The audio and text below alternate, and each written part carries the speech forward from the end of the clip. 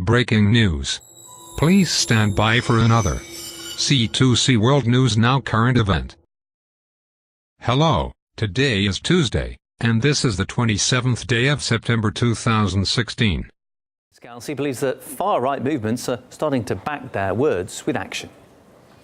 We have rapidly growing xenophobia, a anti-foreigner feeling, open neo-Nazi forces and open racist forces. They are thinking, discussing and organizing towards so-called militant actions.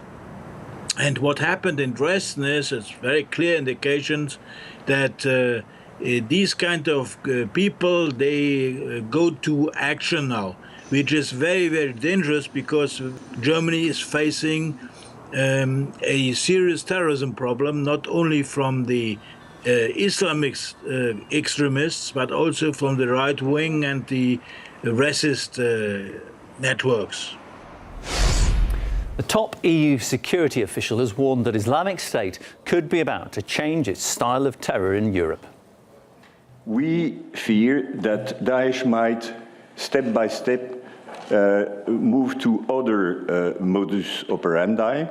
Car bombs might be one, and we know how much they learn how to build a vehicle-borne improvised explosive device. And there is a concern as well on the use of chemical weapon to weaponize. Joined now by Chris Hunter. He's a retired British Army officer and a former bomb disposal specialist. Welcome, Chris.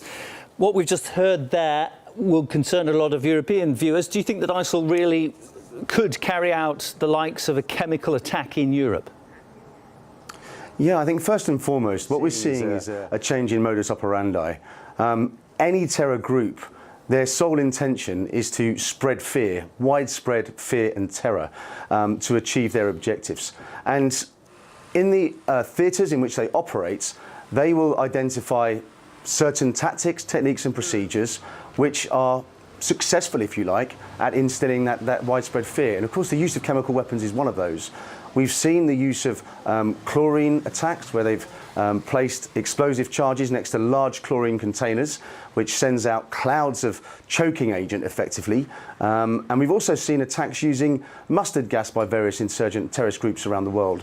So if you think about the fact that ISIS is now starting to lose its land gains, its forces are being depleted by conventional forces.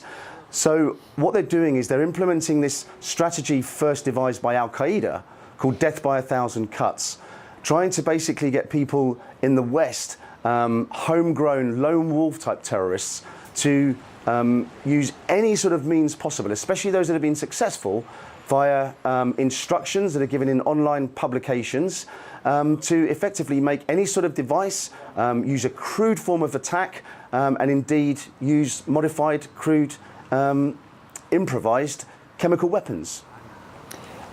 You can just imagine, it's a terrifying image to put in your head. You can just imagine in a really populated European city, any kind of chemical weapon going off, the absolute mayhem that would cause, such as the dense population.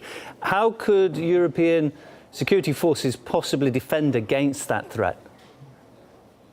Well, there's a great deal of work being done by the intelligence agencies internationally, not just in Europe itself. And of course also organisations like Interpol, and of course the monitoring of industrial chemicals, for example, the controls of them. There's a lot of work going on to ensure there are as many safeguards as they physically can in place, that they put those in place. But conversely, of course, we've seen a number of incidents where terrorists, especially the lone wolf terrorists, have basically been off the radar. They've not got previous backgrounds or not enough criminal background or links with other terrorists to warrant persistent surveillance. So those are the ones really. There was a very sort of notorious phrase used by one of the IRA bombers back in the 1980s, and he said, today you were lucky, but remember, we only have to be lucky once, you have to be lucky always. And that's also a big factor when it comes to the security of our countries. There's also always going to be that degree of luck, unfortunately. The threat of car bombs was also mentioned.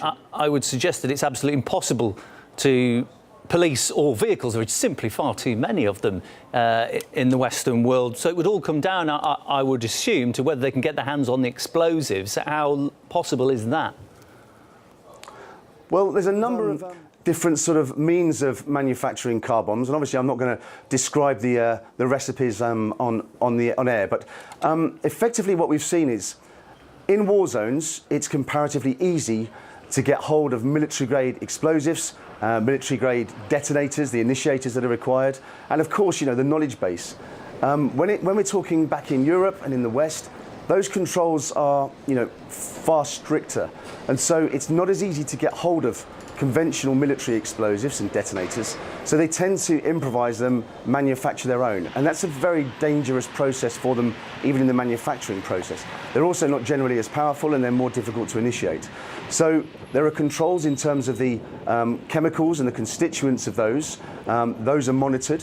In addition to that, there are various detection facilities and pieces of equipment that are in place in critical areas and key points, if you like, around our cities. And of course, there are certain signs and features that can potentially identify a vehicle-borne IED, a car bomb.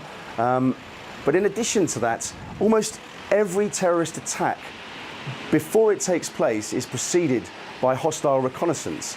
Virtually every terrorist attack we've seen in Europe in the last 10 years, they've, you know, effectively reckoned a number of potential targets. They've looked at the weapons at their disposal, they've looked at the capabilities that they'll require to overmatch those targets, and then they've decided which target they're going to actually go and attack. And that's quite often been followed up with a secondary reconnaissance of the potential target as well. So, you know, even during that phase, alert police, alert members of the public, people reporting any sort of absence of the normal and presence of the abnormal, all of those things combine to assist with defeating these incidents. But again, you know, I stress the fact that, you know, they only have to be lucky once, we have to be lucky always. I want to move on now to the political aspect of the fight against terrorism. The White House has said that Russia, because of its involvement in Syria, faces a greater danger of terrorism. Let's just first listen to what was said. It also poses a risk to Russia back home, because we know that this kind of violence and chaos that's being sown in Syria only fuels extremism in Syria and around the world. So the obvious kind of follow-on from that is the same situation not applicable to the United States and its allies? We've not heard too much about terrorism in the US, but don't they face a similar danger? Yeah, I mean, I think, you know, there's international reporting, of course, about a range of terrorism incidents that have taken place in the United States and those that have been thwarted as well. And of course, anybody who's involved in military action in a war zone, a conflict zone, where there are huge numbers of terrorists engaged in conflict as well, then, you know, they're almost certainly going to be a target of those terror groups. And we've seen that across Europe and across the world, you know. But I think crucially, there are two sort of key aspects to this. You know, on the one hand, people argue that, well, if the Russians weren't there and their allies and the Americans weren't there and their allies, then of course, you know, they wouldn't be a target for terrorists. But there are many, many strategic reasons why Syria and its presence there are absolutely vital to, you know, the Russian growth, expansion and global strategy, and for the same reasons, the United States as well. So there's those aspects on the one hand where, you know, they absolutely, both nations and their allies feel they need to be there for a number of reasons. On the flip side, of course, when they carry out attacks and inadvertently, accidentally target civilians, those civilians, the families of those dead civilians, quite often will be, you know, so enraged that they'll become terrorist insurgents themselves.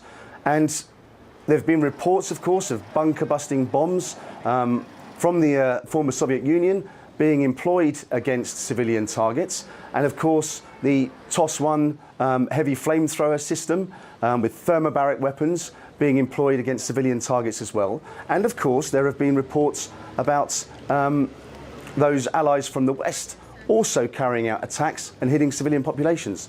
So, you know, safeguards have to be employed to ensure that those incidents don't take place. Otherwise, of course, it just exacerbates and compounds the situation and creates even more terrorists. Chris, Thanks so much for joining us. A really insightful interview. Thanks for coming on RT. Our guest, Chris Hunter, retired British Army officer, former bomb disposal specialist. This has been a C2C World News Now current event. Stay safe, everyone.